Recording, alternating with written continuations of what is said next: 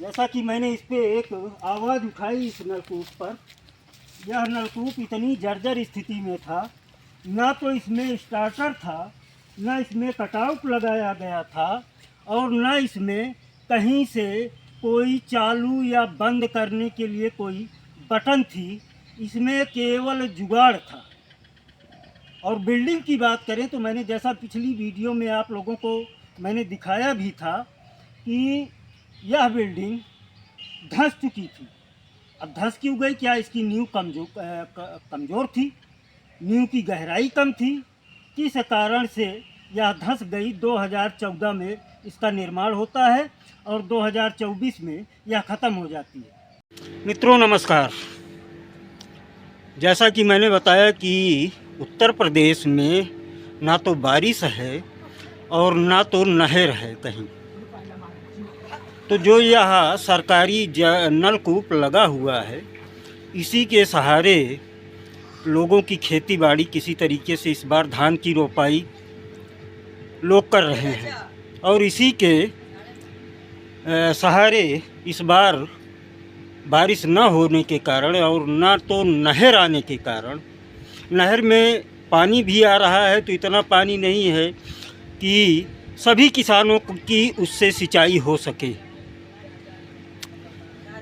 अभी यह सरकारी नलकूप लगभग मैं समझता हूँ कि 1975 या 80 के दशक में यह बनाया गया और बड़े ही अच्छे ढंग से बनाया गया था। रहने के लिए, ऑपरेटर के रहने के लिए कॉलोनी भी बनाई गई, आवास भी बनाया गया कि ऑपरेटर जो आएगा, जो इस नलकूप का चालक होगा, उसके लिए आवास बनाया गया। और इतने बढ़िया ढंग से यह नलकूप का, जहाँ पे नलकूप स्थित है, उसके लिए भी यह जगह, यह आवास बनाया गया। जैसा कि मैंने पिछली वीडियो में दिखाया था कि इसी धम्मौर में इस नलकूप की संख्या है 295 SG। यह भी धम्मौर में स्थित है। और जो नलकूप मैंने दिखाया वह भी धम्मौर में स्थित है, जिसकी बुनियाद रखी गई अखिलेश यादव की सरकार थी 2014 में। तब उस जलकूप का निर्माण कराया गया और वह जलकूप किस तरीके से धराशायी है मैंने यह भी दिखाया कि अब वह किसी काम का नहीं है। ना तो वहाँ पे ऑपरेटर आते हैं और ना ही, एक बार मैंने जब प्रशासन से गुहार लगाई, शासन से गुहार लगाई, तब SDO महोदय आज से करीब 1 हफ्ते पहले आए और देख करके, आश्वासन दे करके, 5 दिन का टाइम ले करके वह चले गए कि 5 दिन तक इसको कैसे भी चला लीजिए और मैं बाद में इसकी बिल्डिंग की व्यवस्था, जबकि उसकी नलकूप की बिल्डिंग की व्यवस्था हो चुकी है, पैसा भी, बजट भी आ चुका है। लेकिन सोचने वाली बात है कि 2014 में नलकूप का निर्माण किया जाता है और क्या कारण रहा कि वह नलकूप धराशायी हो जाता है। स्थिति क्या बनी हुई है मैं फिर चलता हूँ, वहीं पर आप लोगों को दिखाऊंगा। बने रहिए वीडियो में। अब इस नलकूप को भी देख लीजिए किस तरीके से बनाया गया है, कितने सुंदर ढंग से। इतना पुराना नलकूप उस ज़माने में बनाया गया था, उस समय 1975 या 80 का दशक मैं बता रहा हूँ। कितने सुंदर ढंग से इसको बनाया गया। नहाने की व्यवस्था, टंकियाँ कई बनाई गई, मतलब सुंदर लगता है इसको देखने पे। यह 295 SG की बनावट है और 2014 की बनावट भी मैं आप लोगों को दिखाता हूँ। बने रहिए वीडियो में। जैसा मैंने अभी आप लोगों को जिस नलकूप से दिखा करके, उस नलकूप की क्या स्थिति है और जहाँ पे इस समय मैं आया हुआ हूँ, इस नलकूप की क्या स्थिति है मैं अभी दिखाऊंगा। लेकिन जिस नलकूप पर अभी मैं मौजूद था मौके पर, उस नलकूप को बने हुए लगभग 70 साल हो गए। और यह इस नलकूप का निर्माण 2014 में किया गया। अब उस 70 साल के नलकूप की तुलना अगर इस निर्माण से की जाए, इस नलकूप के निर्माण से, तो क्या समझ में आता है? यह आप लोग भी समझ सकते हैं और कुछ कहने की ज़रूरत नहीं है। क्योंकि अब इसमें इंजीनियर का दोष दिया जाए या विभाग का दोष दिया जाए या ठेकेदार का दोष दिया जाए, कुछ कहा नहीं जा सकता है। अब पहले की मजबूती आज के इस निर्माण कार्य में होती क्यों नहीं है, यह भी बड़ी विडम्बना है। पहले कमीशन खोरी कम थी, आज कमीशन खोरी ज़्यादा है, इसलिए काम सही ढंग से हो नहीं पाता है। उसमें ठेकेदार क्या करेगा, क्योंकि मंत्रालय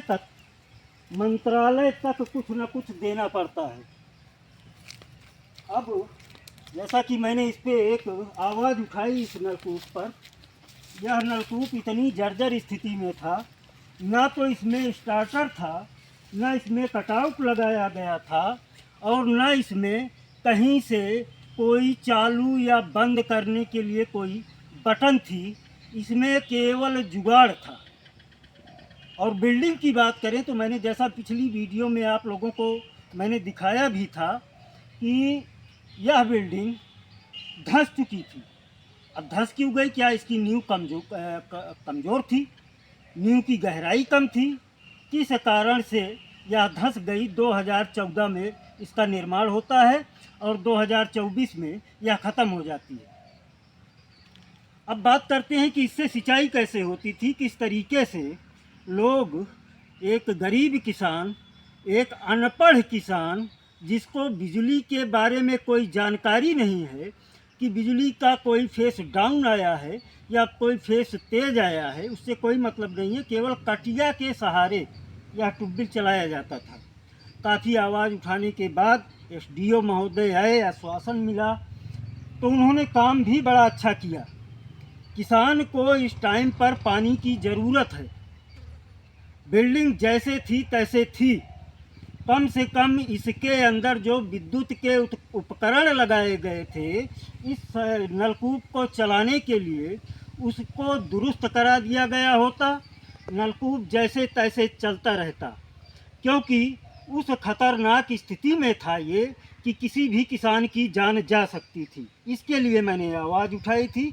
लेकिन एसडीओ महोदय आए और पूरा अपना सर्वे किए, पूरी बिल्डिंग ही धराशायी कर दी गई। हम बात करेंगे, यहाँ के ठेकेदार भी मौजूद हैं उनसे, कि आखिर में यह निर्माण काम अगर चालू हुआ है तो यह निर्माण कार्य कितने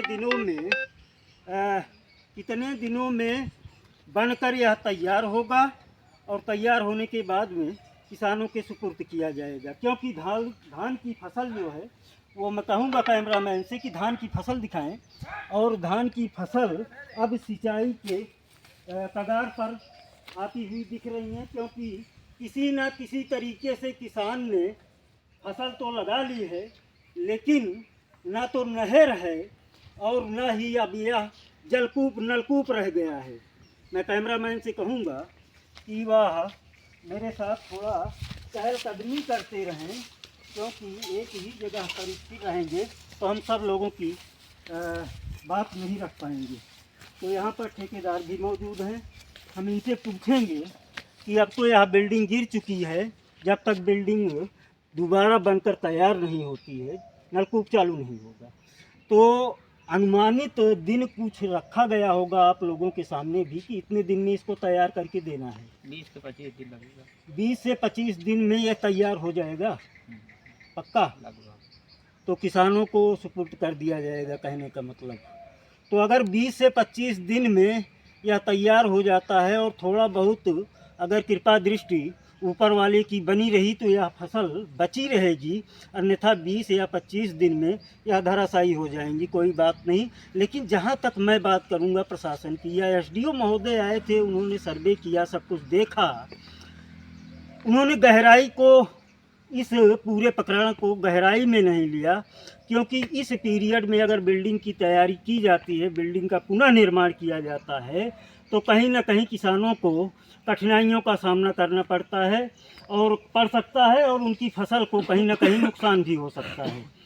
इन चीज़ों को शायद उन्होंने आंका नहीं। फ़िलहाल मैं फिर से एक बार धन्यवाद कहूँगा कि चलो जैसे तैसे हो रहा है, काम हो रहा है। अगर 20-25 दिन में बनकर यह बिल्डिंग तैयार हो जाती है और किसानों को के सुपुर्द कर दी जाती है, तो हो सकता है किसानों की फसल बन जाए, बच भी जाए और इससे लाभ ले सकें वो। हम मिलते हैं अगली वीडियो में इसी किसी और समस्या के साथ। धन्यवाद, नमस्कार।